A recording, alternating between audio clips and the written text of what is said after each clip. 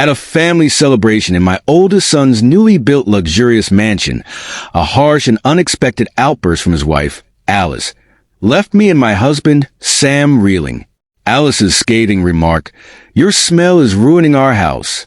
Leave," cut through the festive atmosphere like a knife. As we stood in shock, our son Robert tried to calm her, but my husband quietly suggested, "Shall we bring this house down?" His comments seemed to momentarily stun Alice. But little did she know that her outburst not only jeopardized their new home, but also threatened the stability of her entire life. I am Jackie Green, 64 years old, and my husband Sam and I had always envisioned spending our golden years in peace and happiness. We were blessed with two sons, Robert and Ted, who had grown up, married, and started families of their own. Despite this happiness, there was one persistent thorn in our side, Alice. I vividly remember the first time I met her. She was just 24 and came to introduce herself before marrying Robert. Her greeting was cold. There was no warmth or smile. When I asked for her name, she abruptly questioned why I needed to confirm it, insinuating doubt about Robert's fidelity. Both Robert and I were taken aback by her reaction, and I found myself apologizing to her, trying to defuse the situation. Although Alice's behavior raised red flags for me, I hoped that with time, she would grow into her role as a daughter-in-law. The wedding followed smoothly, with both families present and seemingly happy. Alice's parents, who ran a small electrical shop, were friendly and kind, giving me hope that Alice's initial awkwardness stemmed from her deep affection for Robert. After their wedding, Robert and Alice settled into an apartment, while our younger son, Ted, eventually married a girl named Megan. Ted's wedding was a whirlwind affair, largely due to him being in college at the time. We were apprehensive about who Megan would be, but she quickly put our worries to rest. She was polite, thoughtful, and always eager to help out, despite our insistence that she shouldn't. Her respectful demeanor was a breath of fresh air, especially compared to Alice's earlier coldness. After Megan and Ted had a beautiful baby girl, they decided to have a belated wedding ceremony.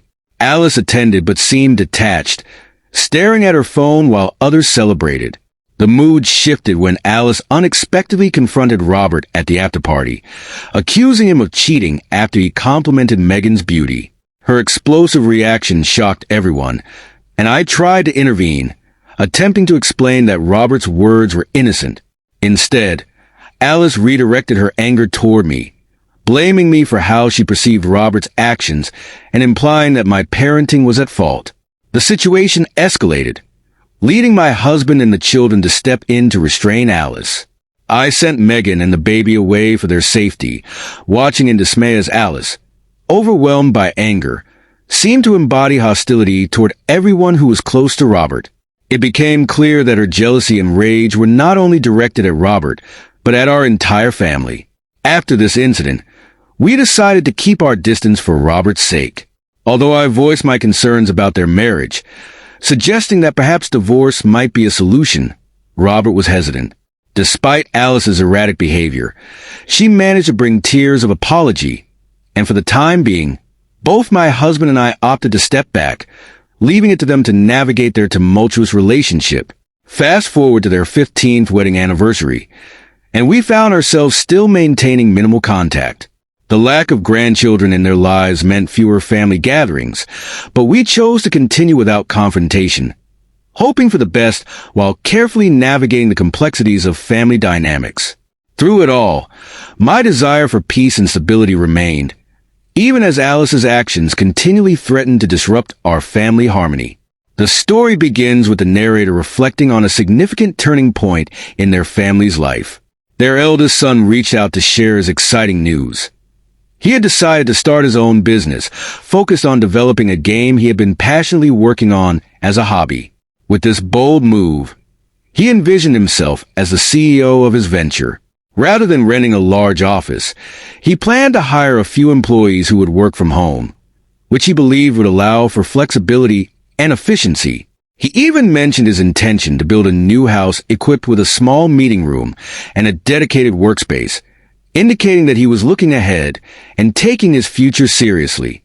A few months later, the new house was completed and the narrator, along with the family of their second son, was invited to a housewarming party. It had been several years since they had seen their eldest son's wife, Alice, but the narrator was hopeful that she had matured into a pleasant adult. This optimism stemmed from past conflicts, which they believe had been resolved over time. When the day of the party arrived, they entered the house, excited to celebrate this new chapter. As they arrived, the eldest son greeted them warmly and began to show them around. He proudly led them through the different areas of the house, including the conference room, workspace, and living area. It was evident that he had invested a lot of thought and effort into creating a beautiful home. However, amidst the warmth of the moment, the narrator noticed Alice was missing. Concerned, they asked their son where she was, but he seemed reluctant to discuss her absence.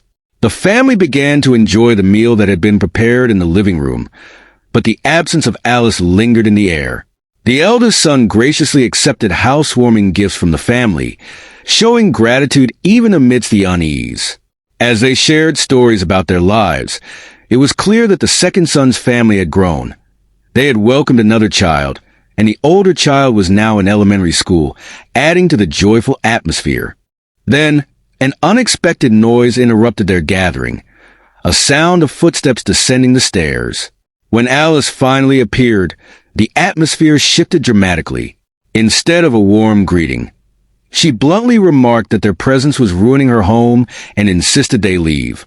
This shocking declaration took everyone by surprise, including the narrator and the family of the second son, who were momentarily frozen in disbelief. The eldest son, recognizing the abruptness of Alice's words, seemed caught off guard. The narrator attempted to reach out to Alice, but her expression remained sullen. Alice, in her disdainful tone, made it clear that she regarded the family as beneath her, mentioning their past and insinuating that they did not belong in her world.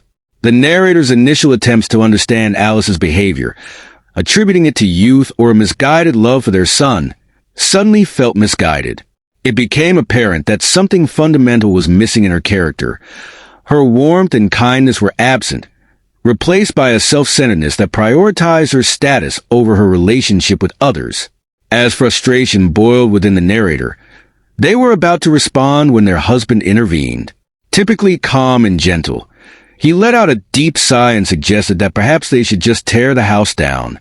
This unexpected comment caught everyone off guard, and the room fell silent as they processed what he had just said. Alice was visibly shocked by his remark and demanded to know what he meant. In a composed yet firm tone, he explained that if Alice, as the wife of the CEO, believed the house was beneath her, it might be better off not existing at all.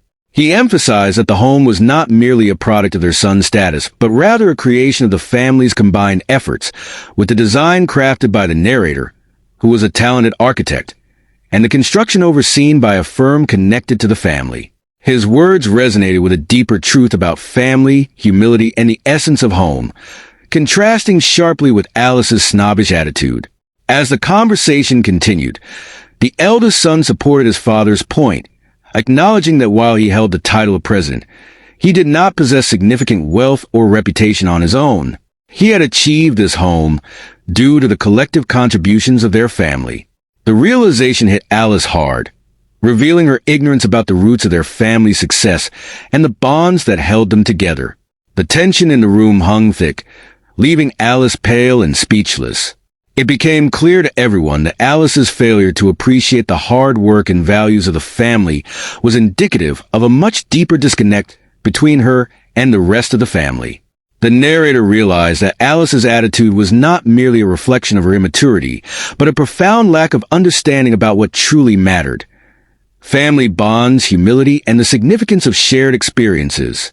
This confrontation marked a turning point, highlighting the stark contrast between Alice's values and those of the family, setting the stage for deeper reflections on relationships and the true meaning of home. In a moment of reflection, the speaker recounts the journey of their family, particularly focusing on their eldest son and the complex dynamics surrounding his wife, Alice. The impressive house they built was primarily funded by their eldest son's savings, showcasing his financial acumen. Their husband, despite being retired, continued working at a company due to their request, serving as a top-tier architect. His contributions were invaluable, yet they often went unrecognized, especially by Alice, who appeared to inflate her own sense of importance because of her husband's professional status. The speaker expresses gratitude for the help received from their second son-in-law, who runs a construction company, emphasizing the familial bonds that led to this support. However, this gratitude is contrasted sharply by Alice's arrogance. She made disparaging remarks about the family, implying they were less than average, which deeply troubled the speaker and created tension within the family. In the midst of a gathering, the atmosphere turned sour as Alice's comments sparked laughter from the eldest son, who couldn't help but react to his wife's discomfort. His laughter, however, did not stem from amusement. It was a response to the palpable tension. The second son's wife, perceptive to the mood, took their child to a nearby dollar store, indicating her awareness of the need to diffuse the situation. When the eldest son confronted Alice about her behavior, her defensiveness surfaced.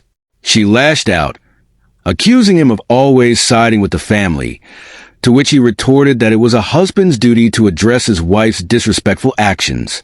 In a moment of emotional upheaval, Alice shifted her demeanor, kneeling before her husband and feigning regret. She claimed ignorance about her hurtful remarks, portraying herself as a tragic heroine.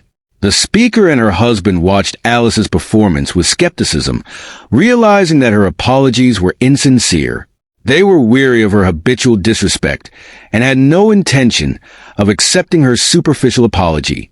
The eldest son, seeking validation, turned to his parents, questioning whether he was in the wrong for addressing his wife's behavior. The speaker felt compelled to express her thoughts, suggesting that it was essential for a husband to correct his wife's disrespect toward his family. As Alice continued her dramatics, the speaker interrupted, emphasizing that this was not the first time Alice had acted disrespectfully. She pointed out that their son, Robert, had repeatedly tried to communicate the issues arising from Alice's behavior. This prompted Alice to grow pale and quiet. The speaker took a firm stance, stating that they could no longer tolerate someone who belittled their family. The confrontation reached a breaking point when the speaker reiterated Alice's own words, asserting that they lived in different worlds. This statement struck Alice deeply, leaving her frozen and shocked by the realization of her actions. It was a significant blow to her ego, as the speaker's words echoed Alice's previous dismissive attitudes. Robert, affected by the exchange, acknowledged his mother's strength and the gravity of the situation. Ultimately, after this confrontation, Robert made the difficult decision to divorce Alice, who had once expressed deep affection for him. When he proposed a path forward that required Alice to contribute financially to their shared mortgage, her reaction was one of anger and indignation, illustrating the tension between her expectations and reality. Despite having once expressed a desire for Alice to be a homemaker, the marriage had devolved into a painful struggle for respect and recognition. The narrative captures the complexities of family dynamics, the impact of financial expectations, and the heartbreaking decisions that stem from long-standing conflicts.